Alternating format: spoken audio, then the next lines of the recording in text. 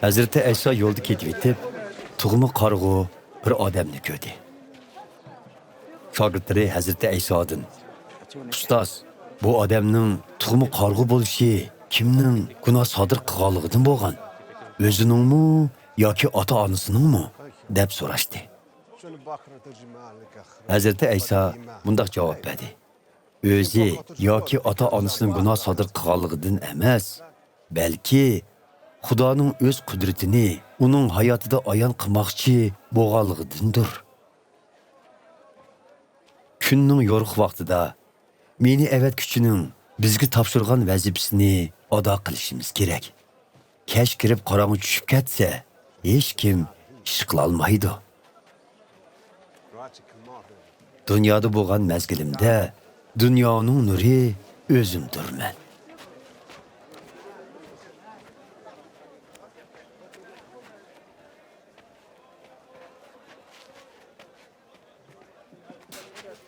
Hazreti İsa bu so'zlarni qilgandan keyin yerga tukruk bilan loy qilib, loyni ilqi odamning ko'zlariga surib qo'ydi.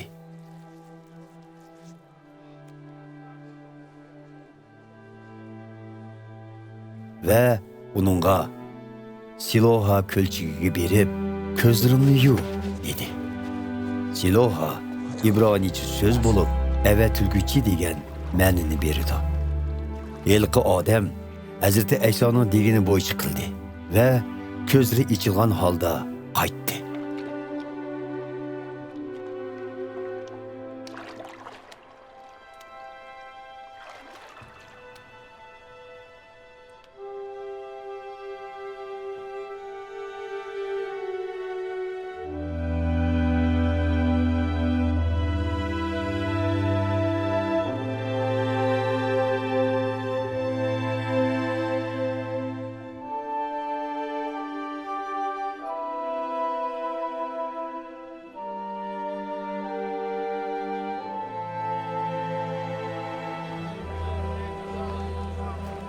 Qo'shnilari va tilamchilik qilganda uni ko'rganlar: "Bu o'ltirib tilamchilik qiladigan ilqi odam emasmi?"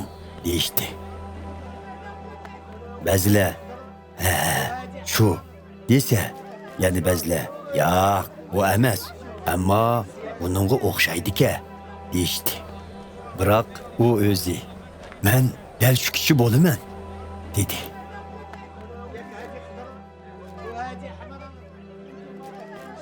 Undaqda ko'zlaring qandoq ichildi deb so'rashdi ular. U bundoq javob berdi: "İsa degan bir kishi tukrugidan loy qilib, ko'zlarimga surib qo'yib, menga Siloha ko'lchigiga berib, ko'zlaringni yu degan edi. Men u yerga berib yusam, ko'zlarim ichilib ketdi."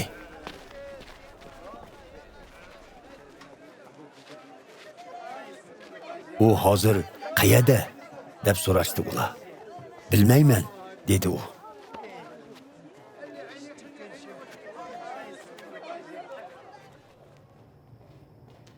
Xaloyiq ilgari qarg'u bo'lgan bu odamni farislarning yeniga elib berishdi.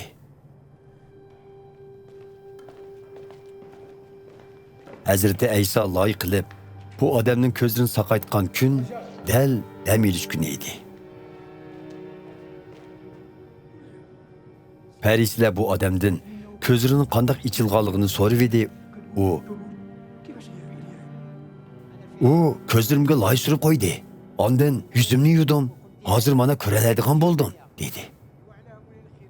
Shuning bilan farislardan ba'zilari: "Bu odam Xudoning yendan kelgan emas.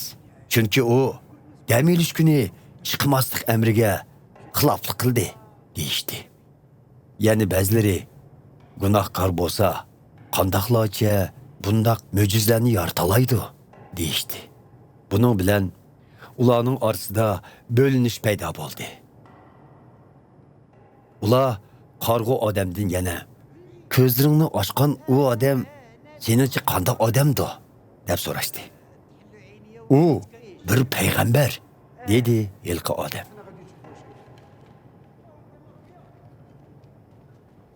Yahudi oqsoqollari ko'zlari ichilgan odamning ota-onasini tepib kelmaguncha burun uning qarg'u ekanligiga va hozir ko'zining ichilganligiga ishonmaydi.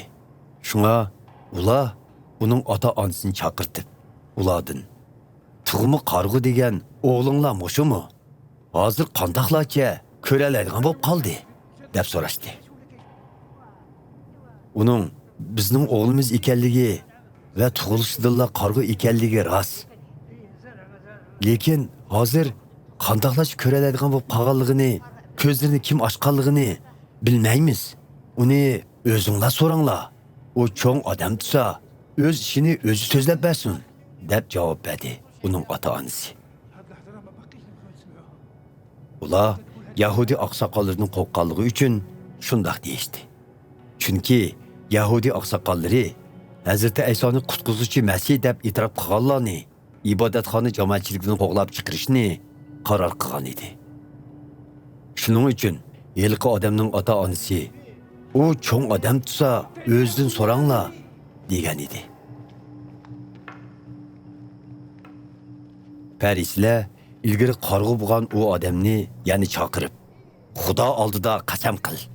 Biz bu odamning gunohkor ekanligini bilamiz, deyishdi. U mundaq javob berdi. Uning gunohkor yoki emasligini bilmayman. Men faqat bir ishni bilaman. U bo'lsa-mu qarg'u edim. Hozir ko'ralaydigan bo'ldim. Bu chaqda ular, "U seni qandoq qildi? Ko'zlaringni qandoq ochdi?" deb so'rashdi.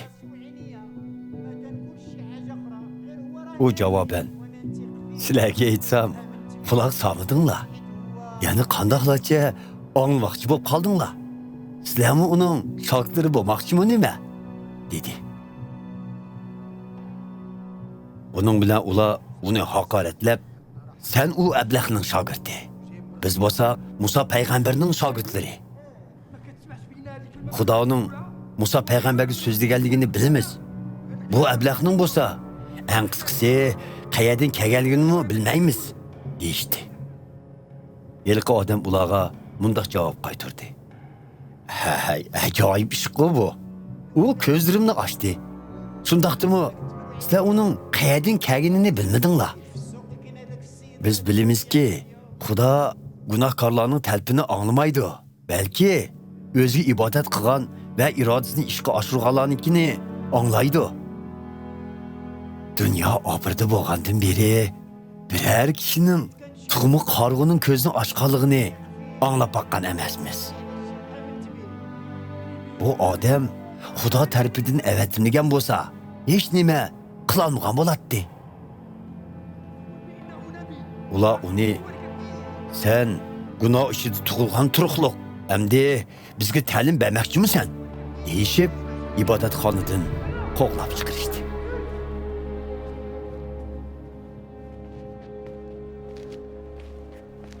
Hazrati Ayso ularning hilqi odamni ibodatxonadan qo'g'lab chiqarganligini anglab, uni izlab tepib, "Sen inson o'g'liga e'tiqod qilamsan?" deb so'radi. "Hazratlari, u kim? Aytmagaysiz, uningga e'tiqod qilay", dedi hilqi odam. "Uni ko'rib turibsan. Hozir sen bilan so'zlashayotgan dal shuning o'zi", dedi Hazrati Ayso uningga. Hilqi odam, "Ey Rabbim, sana e'tiqod qildim", deb Hazrati Aysoga sajda qildi. "Dunyodagi odamlar ustidan hukm chiqarg'ili keldim. Ko'rlarni ko'radigan qilish, ko'rman deydiganlarga ularning ko'r ekanligini ko'rsatish uchun keldim", dedi Hazrati Ayso. Uning yenidagi ba'zi parislar bu so'zlarni anglab, "Bu biznimi ko'r deb qarg'anliq emasdi?" deb so'rashdi. "Ko'r bo'lgan bo'lsanglar, gunohkor bo'lmagan bo'ladinglar", dedi Hazrati Ayso. "Lekin hozir ko'ryapmiz deganinglar uchun gunohkorsizlar."